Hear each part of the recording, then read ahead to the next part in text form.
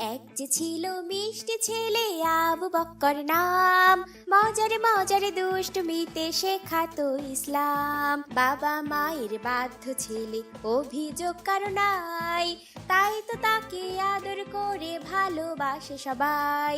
আবু বক্করের সাথে ইসলামের পথে।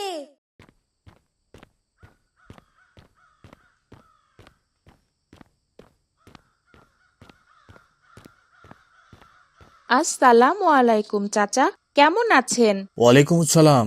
আলহামদুলিল্লাহ আবু বকর, তুমি কেমন আছো বাবা? আলহামদুলিল্লাহ চাচা। আব্দুর রহমান কেমন আছো? আলহামদুলিল্লাহ। এটা আমাদের কুরবানির গরু, দেখেছো কত বড়, সবার থেকে বড় আমাদের গরু। হ্যাঁ, মাশাআল্লাহ, অনেক বড় গরু কিনেছো। ঈদের দিন তোমাদের দাওয়াত থাকলো, বাবা মা বোনকে নিয়ে আমার বাসায় বেড়াতে এসো বাবা। ইনশাল্লাহ চাচা, আপনাদেরও দাওয়াত আমাদের বাড়িতে, আপনারাও আসবেন কিন্তু। ইনশাল্লাহ। আব্দুর রহমান, এসো কিন্তু ভাই। ঠিক আছে আবু বক্কর। আসসালামু আলাইকুম বাবা। ওয়ালাইকুম আসসালাম। বাবা, তুমি নাকি আজ কুরবানির জন্য গরু কিনতে যাচ্ছ হাটে? হ্যাঁ বাবা, কুরবানির ঈদের তো আর মাত্র কয়েকদিন বাকি। তুমি কি আমাকে সাথে নিয়ে যাবে? আমার হাটে যেতে অনেক ইচ্ছা হচ্ছে। আব্দুর রহমান ওর বাবার সাথে গিয়েছিল, ওদের কি সুন্দর একটা গরু কিনেছে বাবা। ঠিক আছে আবু বকর, জোহরের নামাজ আদায় করেই কিন্তু বের হব, তুমি কিন্তু আগেই রেডি থেকো। আচ্ছা বাবা, আমরা কিন্তু অনেক বড় একটা গরু কিনবো, আব্দুর রহমানদের থেকেও বড়। তাহলে ওদেরকে দেখিয়ে দিতে পারবো আমাদের গরু সবার সেরা। আবু বকর, কুরবানি কিন্তু মানুষকে দেখানোর জন্য না বাবা। এরকম নিয়ত থাকলে আমাদের কুরবানি কবুল হবে না। কুরবানি দেওয়া হয় আল্লাহর উদ্দেশ্যে, আল্লাহকে খুশি করার জন্য। নিজেকে বড় করার জন্য যে কুরবানি করা হয়, ওটা কিন্তু আল্লাহ কবুল করবেন না। আমি এটা জানতাম না বাবা। হ্যাঁ বাবা, কাউকে দেখানোর জন্য অথবা কেউ যদি শুধু গোশত খাওয়ার উদ্দেশ্যে কুরবানি করে, তাহলে সেটা কোনোভাবেই কুরবানি হবে না বাবা। আমরা অনেক সময় চিন্তা করি অনেক বড় পশু কুরবানি করব, যেন সবাই বোঝে আমার অনেক টাকা। আবার প্রতিযোগিতা করে অনেক বড় পশু কুরবানি করা হয়, এগুলোতে কুরবানি হবে না। শুধুমাত্র আল্লাহকে খুশি করার জন্য আমাদের কুরবানি করতে হয়।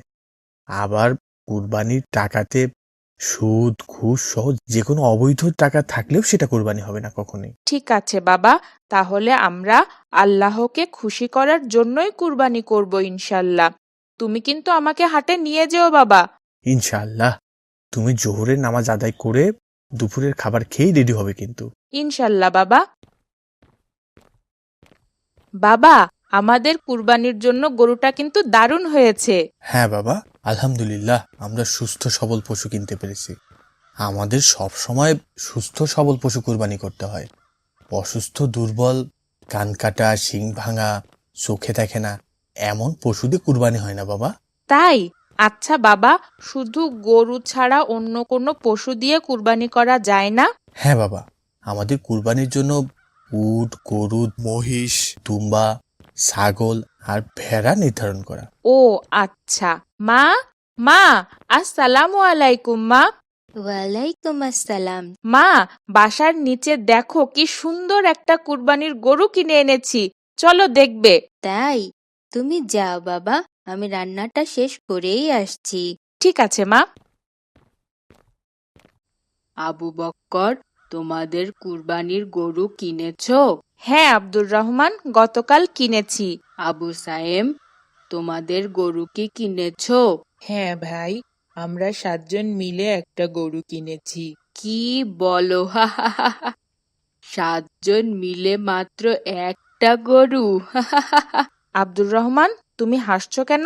ওরা 7 জন মিলে মাত্র একটা গরু কুরবানি করবে, আমরা তো একাই একটা গরু কুরবানি করছি। এভাবে বিদ্রূপ করা ঠিক নয় আব্দুর রহমান। যার যেরকম সামর্থ্য, আমাদের কুরবানিগুলো সেভাবে দিলেই আল্লাহ কবুল করেন।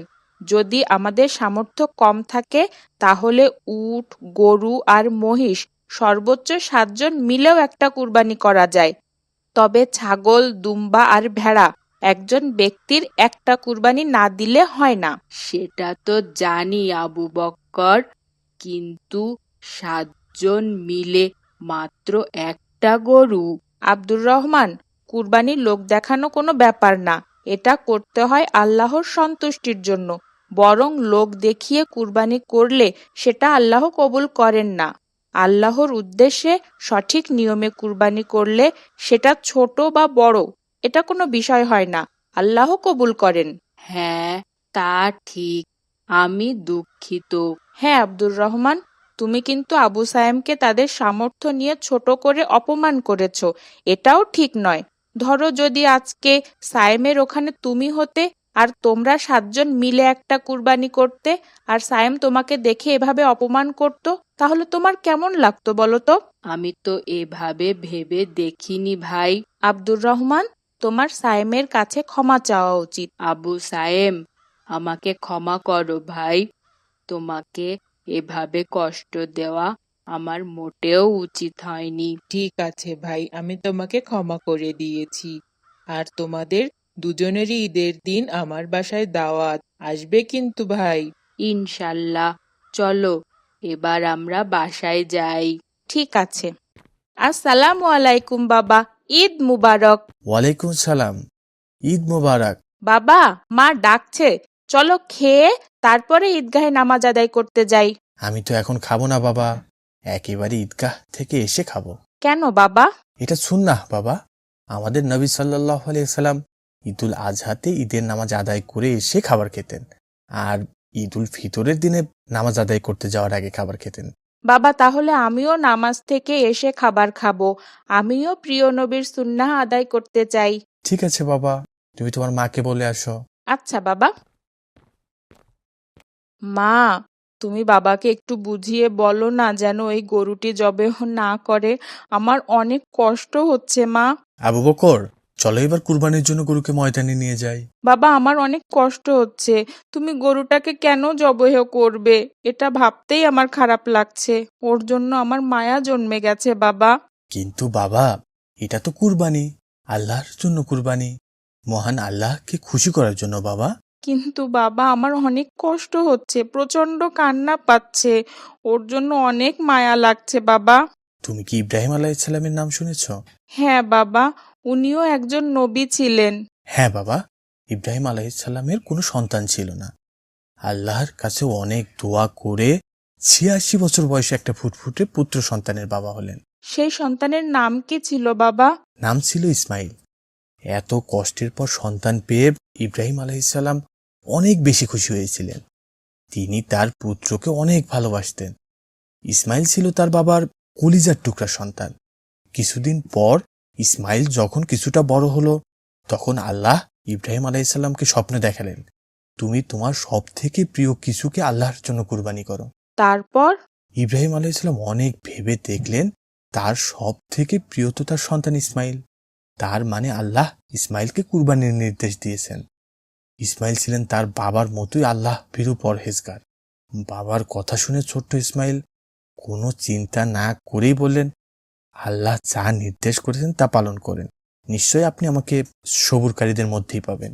ইসমাইল এত সহজে রাজি হয়ে গেলেন বাবা? একবারও ভাবলেন না? হ্যাঁ বাবা, এটাই আল্লাহ ভীরুতা। এরপর তাকে কুরবানির জন্য নিয়ে গেলেন তার বাবা ইব্রাহিম আলাইহিসসালাম। যখন তার গলায় ছুরি চালালেন, তখন আল্লাহ খুশি হয়ে গেলেন। তিনি ফেরেশতাকে দিয়ে একটি দুম্বা পাঠিয়ে দিলেন কুরবানির জন্য। ইসমাইলের পরিবর্তে দুম্বা কুরবানি হয়ে গেল। বাবা আবু বকর, আমরা তো শুধু একটি গরু আল্লাহর সন্তুষ্টির জন্য কুরবানি করছি, তাতেই কষ্ট পাচ্ছ? আর ইব্রাহিম আলাইহিসসালাম নিজের প্রিয় পুত্রকে আল্লাহর সন্তুষ্টির জন্য কুরবানি করতে রাজি হয়েছিলেন বাবা। আমি বুঝেছি বাবা, কুরবানি মানে ত্যাগ, আল্লাহর জন্য ত্যাগ। চলো আমরা ত্যাগ করি, গরুটিকে আল্লাহর সন্তুষ্টির জন্য কুরবানি করি। এই তো আমাদের ভালো আবু বকর। ঠিক আছে, বাবা চলো যাই। মায়ের বাধ্য ছেলে, অভিযোগ কারো নাই, তাই তো মজার তাকে মজার সব আদর ইসলামিক কার্টুন করে পেতে আমাদের চ্যানেলটি এখনই ভালোবাসে সাবস্ক্রাইব করুন সবাই। আর পাশে থাকা বেল আইকনটি প্রেস করুন।